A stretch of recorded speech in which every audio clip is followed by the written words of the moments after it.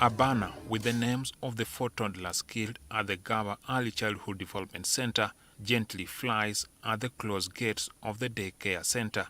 The lives of the toddlers, Keisha Argwen Roth, Gideon Eteku, Ignatius Seriange, and Ryan Odeke, aged between 1 and 2, were ruthlessly ended.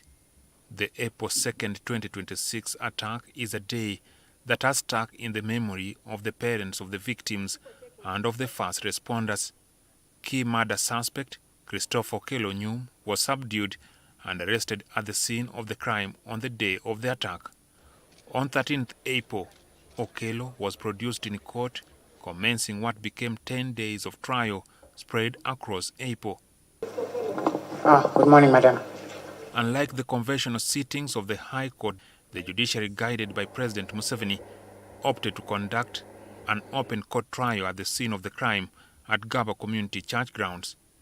Okello pleaded not guilty to the 4 charges of murder, lengthening what was thought by a section that would be a short period of trial. Is it true? I plead not guilty, my lord. You plead not guilty.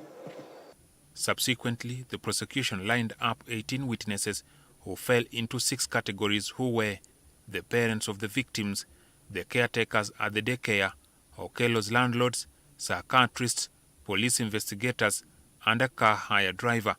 The parents confirmed to the court the painful loss of their children. How old was Ryan? Ryan yali alina emyaka meka? Yalina omwaka gumu n'emyezi 3. 1 year and 3 months. I'm the father. Where is Seriange now?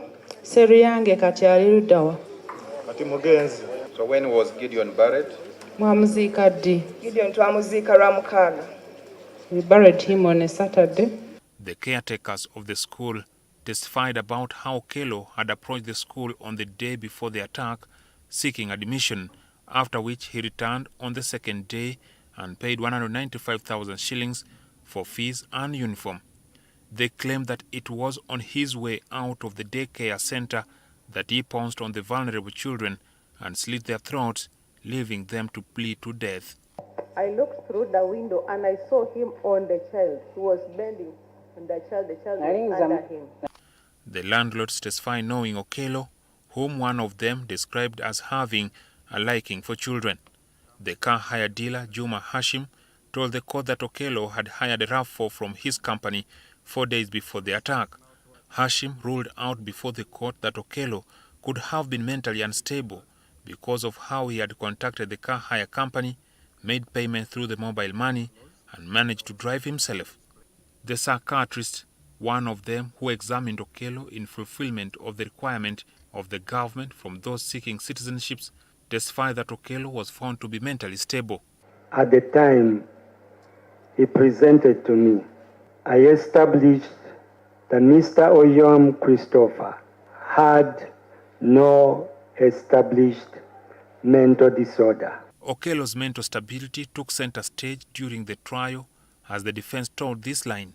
His big brother, DW2, came to court and said he was ever in a mental facility, that's Utabika Hospital.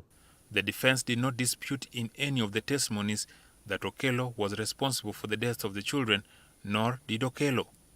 In fact, Okello testified that there could have been other circumstances that forced him to cause the death of the children.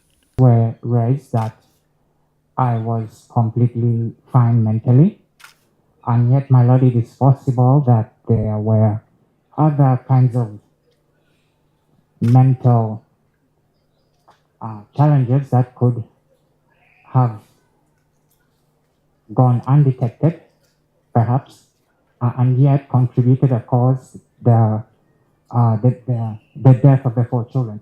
The defense lawyers had to present the testimony of Okello's elder brother, who indicated that the accused had been admitted to Butabika Mental Hospital for about 8 to 9 months. In case this court finds him guilty, is to find an innocent guilty of an innocent person. Dangerous to the legal profession. However, the trial judge, Alice Komuhanji Hauha, had in one of the rulings in the course of the case overruled the defense, indicating that she had found Okello to be of sound mind and that he followed all the proceedings. The defense had filed an application for doctors at Butabika Mental Hospital to be summoned before the court, which the prosecution protested to the agreement of the trial judge that it was a fishing expedition. In the course of this trial, I have had no reason to believe that the accused is suffering from any mental illness, which would make him incapable of making his defense. During the trial, the court was told that Okello searched on the internet for ISIS beheadings, but the defense argued in their submission that it was not illegal.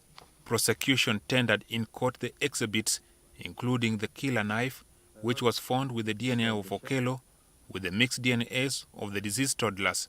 Also, Okello's DNA was found on sunglasses and his trousers, as well as those of the victims.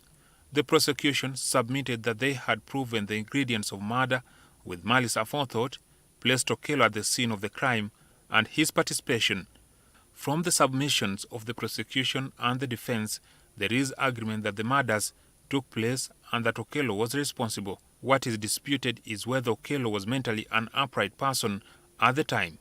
The responsibility of determining Okello's fate squarely rests with Justice Komhanji, who may decide either to send the accused to rot in prison if found guilty, or he could still end up in prison as a mental lunatic, leaving him in the hands of the Minister of Justice and Constitutional Affairs.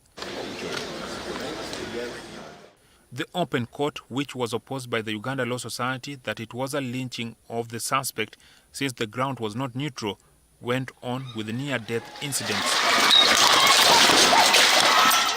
On one of the occasions, the prison van transporting Okello failed to brake and crashed into a blogger who is recuperating in the hospital. On another occasion, a heavy storm swept the tents, leading to a premature adjournment of the trial. Jackson Onyango, NTV.